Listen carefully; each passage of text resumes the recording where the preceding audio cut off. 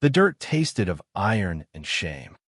Bell lay still beneath the rising moon, earth packed firm around her collarbone, fingers twitching just beneath the soil. The prairie wind whispered through the pine grass like it mourned her. She blinked, slow and half-dazed, lashes crusted with dirt, breath shallow in her chest.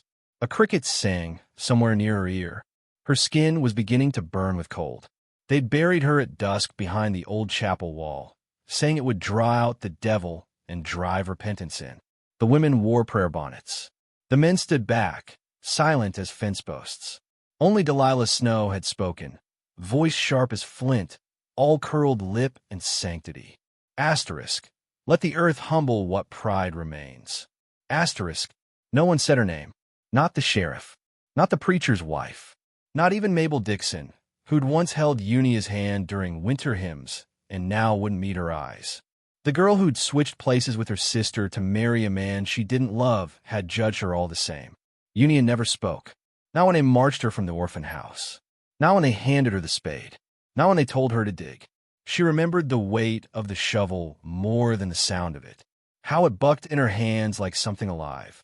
Her palms tore open before the first foot of soil. She dug as stars gathered overhead and the wind changed direction. When they pushed her down, no one flinched. They stood in silence, all of them, like waiting for a body to stop twitching. Her breath was thin now, her ears filled with a low buzz, like a hive nested deep in her skull. She wondered if this was dying, or something worse. The night grew teeth.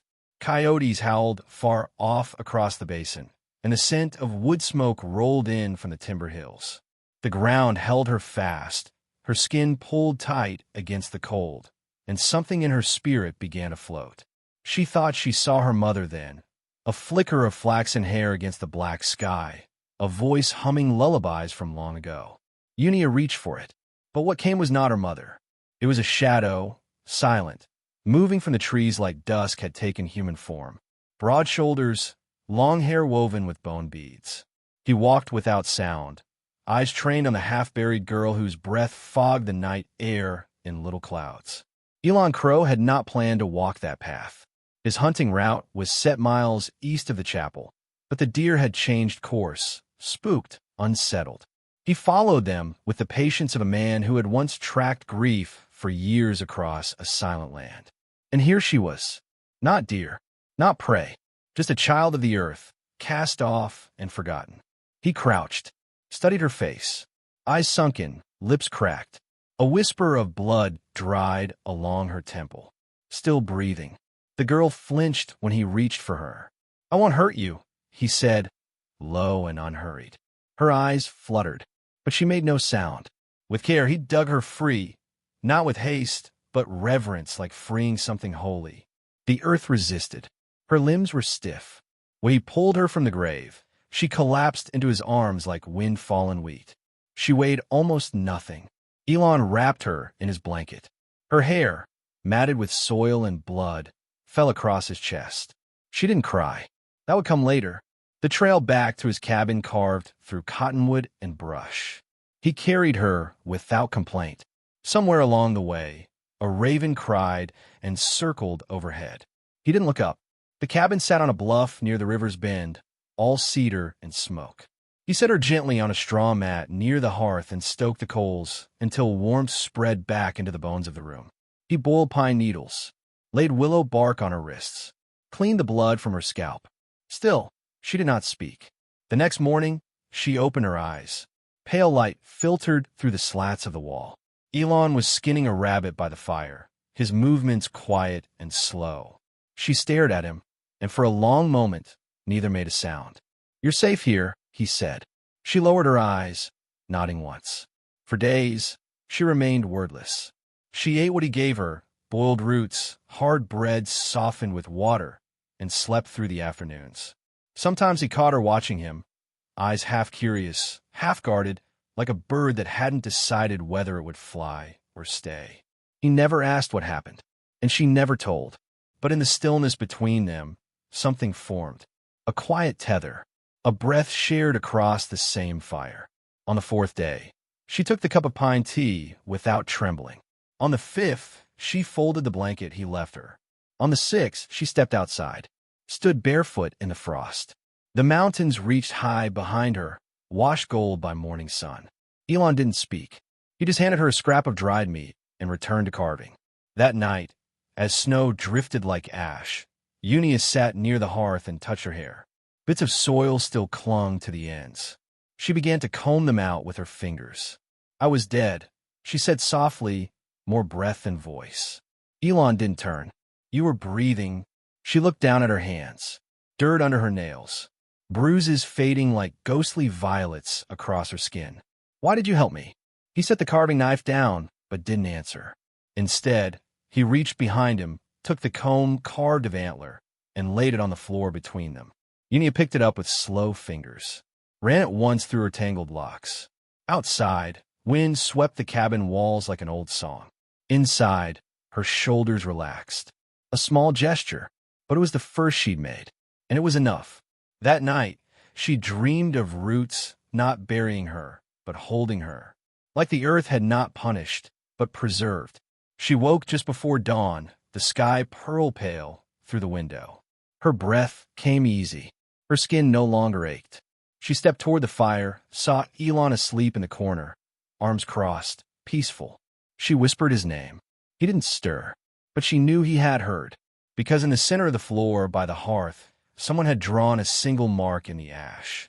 A handprint, beside hers, proof that she had not imagined it, being saved, being seen. Unia traced the edge of the wooden bowl with her thumb, watching the steam curl from the soup like it might spell something in the air. Outside, snow began to fall, a slow, deliberate drift, softening the earth in quiet forgiveness. Elon moved like a ghost behind her, his footsteps muffled in the pine-planked cabin, his silence never empty but thick with presence. She had begun to laugh again, not often and never loudly, but it came in flickers, like candlelight before the wind changed. He never commented on it, just looked up from whatever carving sat in his hands and met her gaze with a calm so steady it slowed her heart. In the early hours, when the world still wore frost like a shawl, they walked to the river. Her boots were too big, gifted from a trader, and they slapped awkwardly against the snow. Elon didn't laugh. Instead, he waited for her pace, then matched it without a word.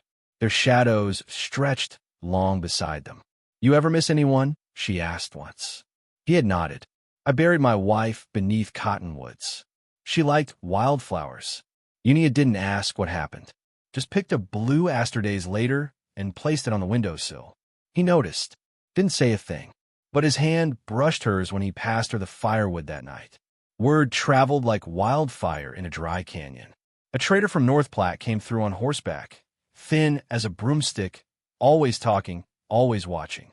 He saw Unia sweeping the porch, her hair in a loose braid, skin pink with winter wind. Saw the way Elon's eyes lingered when she looked away. By week's end, the whispers reached town. Asterisk, the cursed girl's alive.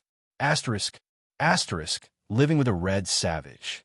Asterisk, Delilah Snow clutched her apron tight, her voice rising like she'd been insulted personally. Asterisk, if the Lord spared her, it wasn't to have her defile herself again. Asterisk, Sheriff Amos Kane drank deep from his tin cup and said nothing. But he loaded his rifle the next morning. When he arrived, Unia was hauling water from the creek, her cheeks flushed and coat patched at the elbows. She saw the glint of his badge and froze. The metal always looked colder than a man. Elon stepped out of the cabin before Kane reached the porch. "Morning," Kane said, voice even, but his hand hovered too near the rifle. Town stirred up. "Reckon you heard." "I hear the birds," Elon replied. Kane's jaw shifted. The girl's presence, it's igniting talk. Some folks think she's a danger, a stain that's not yet scrubbed out. Unia came forward, water bucket sloshing her grip. "I didn't ask to live," she said. Kane looked at her, almost surprised. Then his gaze hardened. "You didn't ask not to, either." Elon stepped between them. Not a threat, a wall. "She's not yours to judge," he said. Kane considered that, then looked at Elon like a man sizing up a cliff he wouldn't dare climb. "She stays out of sight," he muttered. "I don't want another witch hunt on my hands." Then he turned, boots crunching back down the slope, the barrel of his rifle glinting in the low light. That night, Unia sat beside the fire, her hands trembling despite the warmth. Elon handed her a cup of tea and sat beside her without speaking. "I don't belong anywhere," she said, staring into the flames. "Not to them. Not to you." Elon didn't answer right away. Then, fire doesn't ask what built the wood.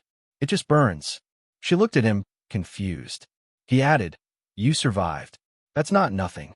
A log split in the hearth, and for a moment, the room felt lit from the inside out. Later, unable to sleep, Unia crept out beneath the stars. The river shimmered silver in the dark, its current slow and sure. She knelt at the edge, stared at her reflection. The girl in the water was no longer frail. There was defiance in her jaw now, a whisper of something unbroken. She didn't hear him approach, but she felt him. Always did. "I thought about staying under," she said. He said nothing. "Some part of me still thinks I should have died." A pause. Then, quiet as the wind. "And yet here you are." She turned toward him, and her voice wavered. "Why did you help me?" Instead of answering, he knelt, scooped river water into his cupped hand, and washed the dirt from hers. His touch was careful, not because she was fragile, but because he understood reverence. It was the first time in her life she'd been touched like that. She began to cry. He let her, and when she reached out, not for comfort, but to press her palm against his, he didn't pull away. In the days that followed, they planted corn where wild grass once grew. She tied her hair back with a strip of buckskin. He showed her how to set snares without killing, how to read the wind by the bend in the leaves. Each gesture became a thread, each silence a stitch. One afternoon in town, Mabel Dixon caught sight of Unia from across the general store. Their eyes met like two chapters from the same tragic book. Mabel looked older, thinner, with regret under her collar. She gave no greeting, only the barest nod, as if to say, "You survived what I feared." Unia returned the nod. Neither smiled. Neither needed to. That evening, Elon brought her a knife with an antler hilt. "Yours now," he said. Unia held it in her palm like it held more than metal. "I don't need protecting." "I know," he replied. She turned it over, then smiled for real. Not the fractured, polite kind, but the kind that came from marrow. In the quiet that followed, he reached for her hand. She let him, and as the wind swept across the hills, as the night curled against the corners of their cabin and wrapped the world in blue hush, Unia leaned her head gently against his shoulder. Outside, the frost hardened on the earth. Inside, a fire held steady. She was not buried. She had been planted, and in the stillness, she began to grow. But 2 miles away, Delilah Snow lit a lantern and scribbled a letter to the governor's office. One sentence burned beneath her quill. Asterisk, "The orphan girl lives, and if she remains, she will take us all down with her." Asterisk,